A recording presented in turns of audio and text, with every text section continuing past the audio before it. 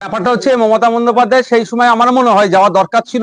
ওখানে যেভাবে ওখানকার মহিলাদের সাথে অন্যায় হয়েছে, ওখানকার মানুষজনের জমিতে নোনা পানি ঢুকিয়ে দিয়ে সেখানে জমি দখল করা থেকে শুরু করে এক প্রকার ওখানে সাম্রাজ্য যে ওই আপনার যে একটা গ্যাং চালাতো, তৃণমূলের একটা সিন্ডিকেট ওখানে চলতো, এটার বিরুদ্ধে সেখানকার মানুষ যেভাবে জনবিস্ফোরণ ঘটিয়েছিল, সেই সময় আমার মনে হয় মমতা ব্যানার্জি গেলে আরো বেশি ভালো হতো। এখন যাচ্ছেন, যাদের সাথে অন্যায় হয়েছে নিশ্চিতভাবে তাদের সাথে কথা বলে যারা অন্যায় করেছে তাদের সর্বোচ্চ শাস্তির ব্যবস্থা করবে। মমতা সবার পরই সন্দেশখালীতে খুব পড়ুয়াদের রাস্তা খারাপ নিয়ে সরব সন্দেশখালীর পড়ুয়ার, তাদের ট্যাবের টাকা চুরি হয়ে যায়নি তো, সেই নিয়ে খুব দেখায়নি তো। হ্যাঁ, সারা এলাকাতে শুধু রাস্তা নয়, সমস্ত ধরনের ডেভেলপমেন্ট আজকে ঢুকছে। যখন চিৎকার চেঁচামেচি হচ্ছে রাস্তা খারাপ বলে, একটু খুব ওই থুতু দিয়ে আটা ছানার মতো এসে সামনে একটা জাস্ট একটা লেয়ার দিয়ে কাজ মিটিয়ে নিচ্ছে। 2 মাস 4 মাসের মধ্যেই সেই রাস্তা খারাপ হয়ে যাচ্ছে, কিন্তু টাকার জন্য ওই রাস্তা রিপেয়ারিং এর জন্য, সংস্কারের জন্য যে টাকা বরাদ্দ হয় সে টাকাগুলো লুট হয়ে যাচ্ছে। আবাস নিয়েও খুব দেখিয়েছেন না সন্দেশখালীর মহিলারা। আবাস নিয়ে তো চরম দুর্নীতি হচ্ছে। আমি আগেও বলেছি, আজকেও বলছি, মুখ্যমন্ত্রী কি চাইছেন যে আবাস দুর্নীতিটা বন্ধ হোক এবং সারা রাজ্যে যে সমস্ত দুর্নীতি হচ্ছে বন্ধ? যদি চেয়ে থাকেন তাহলে কিছু নির্দিষ্ট ভাবে তাকে বার্তা দিতে হবে। যদি তিনি নবান্ন থেকে অন্তত একটা প্রেস কনফারেন্স করে এটা বলতেন, যারা সার্ভে করছে আবাস নিয়ে, যদি কোনো দুর্নীতির গন্ধ পাওয়া যায়, যদি দুর্নীতি উঠে আসে, যারা সার্ভেয়ার তাদের বিরুদ্ধে আমি মামলা করব, তাদেরকে জেলের মধ্যে ভরে দেবো, তাহলে দেখতেন একটা আবাস নিয়ে দুর্নীতি হতো না। এখন কি হচ্ছে, 10,000 15,000 20,000 যা হচ্ছে, পার্টির নেতা কাঁটা তো খাচ্ছে, সাথে সাথে কিন্তু সার্ভেয়াররাও এর থেকে টাকা খাচ্ছে। ফলে যারা প্রকৃত প্রাপক, পশ্চিমবাংলায় প্রায় 50 লক্ষ মানুষের মাথার উপরে ছাদ নাই, তারা না পেয়ে পাচ্ছে কারা? যারা আর্থিকভাবে স্বাবলম্বী, যাদের পাকা বাড়ি আছে, যাদের বাড়ি ফিরিয়ে আছে, তাদের যাদের মাছ ধরার ট্রলার আছে, যেগুলো যারা পাওয়ার অযোগ্য তারা পেয়ে যাচ্ছে, পাওয়ার যোগ্যগুলো পাচ্ছে না। এর জবাব কিন্তু দিতে হবে। জনগণের ট্যাক্সের টাকাকে যদি সঠিকভাবে ব্যবহার না করতে পারে, যে রাষ্ট্র বা যার রাজ্য পরিচালনার দায়িত্ব আছে, তাকে আগামী দিনে দিতেই হবে। বাগদায় এক বাংলাদেশি গ্রেপ্তার, নাম হারিয়ে ভারতে বসবাস বাংলাদেশি, ওপারে রাসেল, এপারে তার নাম রয়েছে রাহুল, কি বলবেন? দেখুন, ব্যাপারটা হচ্ছে এই ধরনের ভুড়ি ভুড়ি আছে। গত 2 দিনের মধ্যেই তো ধরা পড়লো যে পাসপোর্টের যে জালিয়াতি করে মূল পান্ডা, ওপার থেকে লোক নিয়ে আসে, এপারে পাসপোর্ট করে হয়তো বিদেশে পাঠিয়ে দিচ্ছে। ব্যাপারটা দেখুন, অনেক ক্ষেত্রে বাংলাদেশের মানুষকে সব জায়গায় ভিসা পায় না, সেই দেশে এন্ট্রির ক্ষেত্রে অনেক রেস্ট্রিকশন থাকে, যেখানে সহজে ইন্ডিয়ার ক্ষেত্রে ছাড়পত্র থাকে। ওই ওপার থেকে এপারে নিয়ে আসে, এখানে পাসপোর্ট বানিয়ে ওদেরকে তারা বিদেশে চলে যাচ্ছে।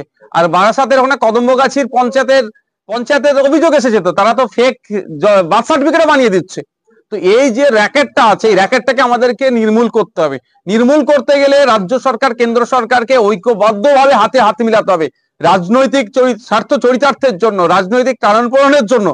এক্ষেত্রে যদি তারা হাতে হাত মিলিয়ে এই অভিযান না নামে, তাহলে কিন্তু বাংলাদেশের জন্য ক্ষতি হবে। আমি আর একটা কথা বলি, এই যে আসার সুযোগ হচ্ছে কিভাবে, আসার দেখুন, ইন্ডিয়া বাংলাদেশের মধ্যে আর তার মধ্যে পশ্চিম বাংলাতে প্রায় 2200 কিলোমিটার কাঁটা মানে বর্ডার আছে, সেটা ফ্রি জোন হয়ে আছে। ওটা কাঁটাতার দেওয়া দরকার। রাজ্য সরকার বলে নাকি কেন্দ্র এটাতে ভ্রুক্ষেপ করছে না, কেন্দ্র সরকারের কোনো প্রতিনিধিকে প্রশ্ন করলে তারা বলে নাকি রাজ্য সরকার জমি দিচ্ছে না। এই কেন্দ্র রাজ্য টানাটানিতে পশ্চিমবাংলা আজকে নিরাপত্তাহীনতায় ভুগছে, ভারতবর্ষ আজকে নিরাপত্তাহীনতায় ভুগছে। আমাদের সর্বপ্রথম কাজ হবে ওই 2200 কিলোমিটারের মধ্যে যে জায়গাগুলো ফাঁকা পড়ে আছে, কাঁটাতারের বেড়া হোক, সিল করা হোক, দ্রুত করলে অবৈধভাবে অনুপ্রবেশ বন্ধ হবে। এবং এখানে ওই পারে রাসেল, এপারে কি বলছেন রাহুল, এই ধরনের যে নাম বেরিয়ে বা যেভাবে যাই হোক না কেন, যেভাবে পাসপোর্ট করে বিদেশে চলে যাচ্ছে বা এখানে থেকে যাচ্ছে, এটা বন্ধ করা যাবে। রাজ্য মেডিকেল কাউন্সিল অফিসের বাইরে বিক্ষোভ পিপলস ফর বেটার ট্রিটমেন্ট নামক সংগঠন চিকিৎসা গাফিলতির কারণে মৃত পরিবারের বিক্ষোভ দেখিয়েছেন, চিকিৎসকদের লাইসেন্স বাতিল করার দাবি। দেখুন, তদন্ত হওয়া দরকার।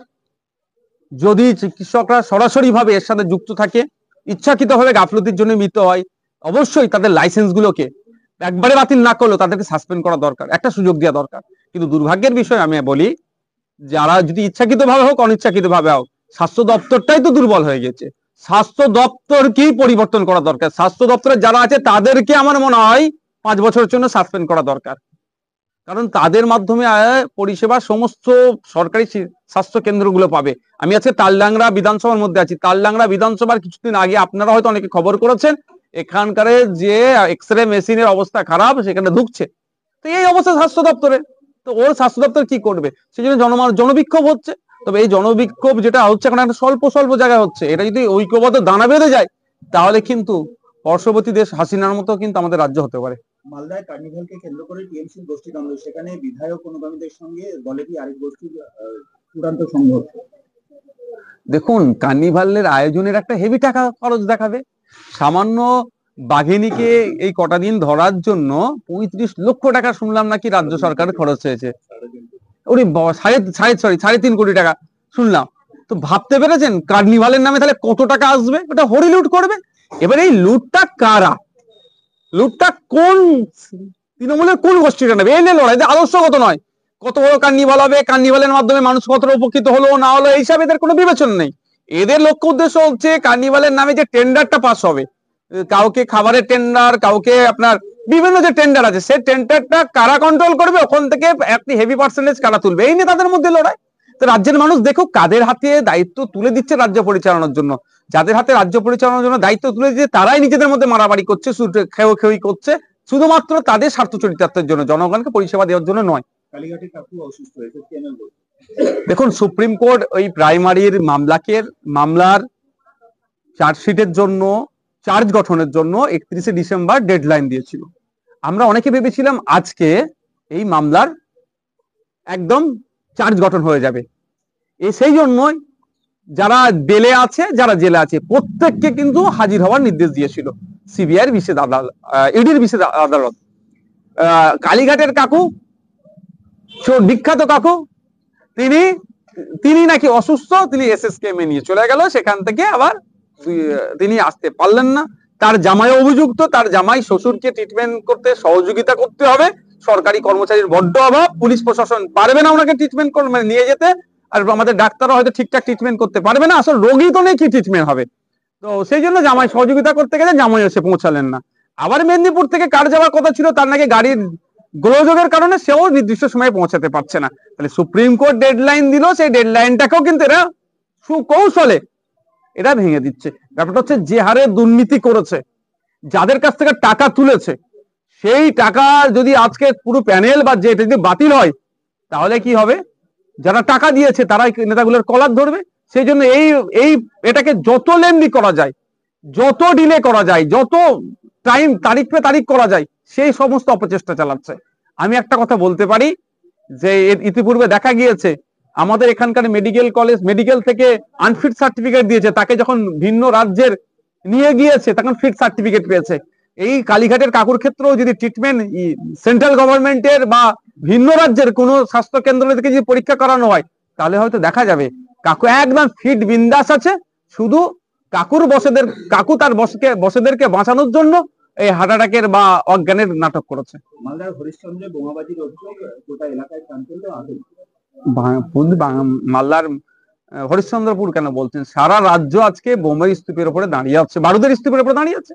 বকটুই কাণ্ডের পরে মমতা ব্যানার্জি চিৎকার চেঁচামেচি করে অনেক কথা বললেন, পুলিশকে নির্দেশ দিলেন যে রাজ্যে অবৈধ অস্ত্রশস্ত্র উদ্ধার করতে হবে। উদ্ধার তো দূরের কথা, আমরা দেখছি ক্রমশ বেড়ে যাচ্ছে।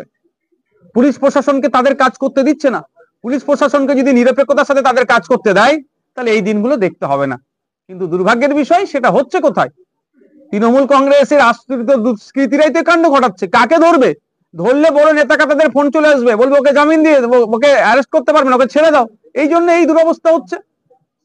কিভাবে তৈরি হতো জাল পাসপোর্ট? মনোজ গুপ্তের ডেরায় হানা দিয়ে চাঞ্চল্যকর তথ্য। মনোজ গুপ্ত আর একজনকে ধরেছি যারা মূল পান্ডা, তাদেরকে জিজ্ঞাসাবাদ করা দরকার।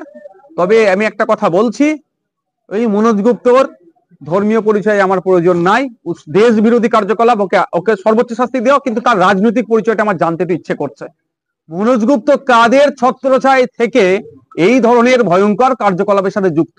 যদি দেখা যায় মনোজ গুপ্তর রাজনৈতিক পরিচয়, তাহলে দেখা যাবে অবশ্যই রাজ্য সরকারের কোন নেতার সাথে না হলেও রাজ্য সরকার যেই মানে যারা পরিচালনা করছে তৃণমূল কংগ্রেসের সাথে তার রাজনৈতিক সুসম্পর্ক আছে, ফলে সাহস পাচ্ছে।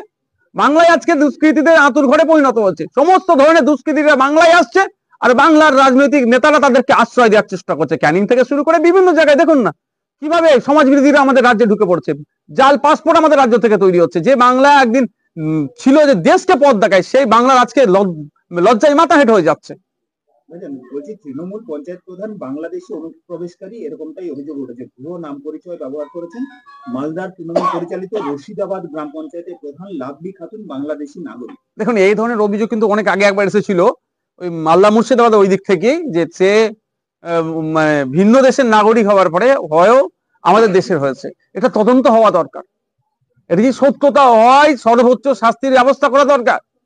কারণ পশ্চিমবাংলার যে জেলে এখন 25,000 মতো বন্দী আছেন, তার মধ্যে 3,000 মতো ফরেনার আছে। দরকার লাগে আর একজন ঢুকবে, আরো 2-4 জনকে ঢুকানো হোক যারা অবৈধভাবে এখানে আছে। ঠিক যেভাবে অভিযোগ এসেছিল এখন প্রাক্তন দেশের স্বরাষ্ট্র প্রতিমন্ত্রী আপনার নিশীথ পরামানিক সাহেবের তার জন্মস্থান নিয়ে বিতর্ক আছে, ত্রিপুরার বিপ্লব বাবুরও আছেন। এই ধরনের অনেকে আছে, কিন্তু তদন্ত করে সত্যটা আনা হোক। যদি অবৈধভাবে অনুপ্রবেশকারী হয় তাদেরকে আবার পুশব্যাক করানো হোক। ওপার বাংলা থেকে এপার বাংলায় বিয়ে করে বসতি স্থাপন করছে অনেকে এবং এখানে পাকাপাকি ভাবে বসবাস করছে। সেক্ষেত্রে তো জঙ্গি যোগ থাকার সম্ভাবনা একটা তৈরি হচ্ছে, আশঙ্কা তৈরি হচ্ছে। দেখুন, কতটা জঙ্গি যোগের সম্ভাবনা আছে তার থেকে প্রথম কথা হচ্ছে ইললিগালি আমার দেশে কেন থাকবে? আমাদের দেশের আমরা আমরা নাগরিক, আমরা নিয়মিত ট্যাক্স দিচ্ছি, নিয়মিত সব করছি। ট্যাক্স দেওয়ার পরে আমার দেশকে আমরা এগিয়ে নিয়ে যাওয়ার চেষ্টা করছি। আর যদি কেউ ইললিগালি থাকে, সে না ঠিকঠাক ট্যাক্স দিচ্ছে, না করছে, আমাদের দেশের আইন বহির্ভূত ভাবে সে আছে, তাকে তো আমাদের দেশ থেকে বিতাড়িত করা দরকার। এজন্য রাজ্য সরকার, কেন্দ্র সরকার এবং সমস্ত, এটা গুরুত্বপূর্ণ বিষয়, সমস্ত বিরোধী দলকে নিয়ে একটা নির্দিষ্ট পরিকল্পনা করা দরকার এবং যারা অবৈধ অনুপ্রবেশকারী আছে তাদেরকে চিহ্নিত করার জন্য। শুধুমাত্র কোনো একটা সরকার এটাকে নির্মূল করতে পারবে না। এটাকে নির্মূল করতে গেলে সমাজের সমস্ত স্তরের মানুষকে এর সাথে যুক্ত করতে হবে, মানুষকে সচেতন করতে হবে, তাদেরকে নিয়ে সিভিল সোসাইটিকে নিয়ে, অপোজিশন পার্টিসদেরকে নিয়ে রুলিং পার্টি একটা রূপরেখা তৈরি করুক, তাহলে এটাকে বন্ধ করা যাবে। পাসপোর্ট জালিয়াতি কাণ্ডের খোঁজ পাওয়া গেছে গাইঘাটা, বনগাঁ, কল্যাণী পুরসভায়। কারা জড়িত? পুরসভাও কি এর সঙ্গে যুক্ত রয়েছে কোনোভাবে? কেন থাকবে না? খোঁজ নিয়ে দেখুন, যারা বার্থ সার্টিফিকেট গুলো ইস্যু করছে তাই থাকবে। উইদাউট বার্থ সার্টিফিকেটে তো আর আপনার হয় না, পাসপোর্ট হবে না, ইস্যু হবে না একটা নির্দিষ্ট এজের আগে পর্যন্ত। আর নাহলে তার এখানে কাউকে বাবাকে দেখাচ্ছে, মাকে দেখাচ্ছে, সে ভ্যালিড পেপার দেখাতে হবে, তো আধার কার্ড, ভোটার কার্ড যাই হোক দেখাতে হবে। সেটা কিভাবে বানাবে?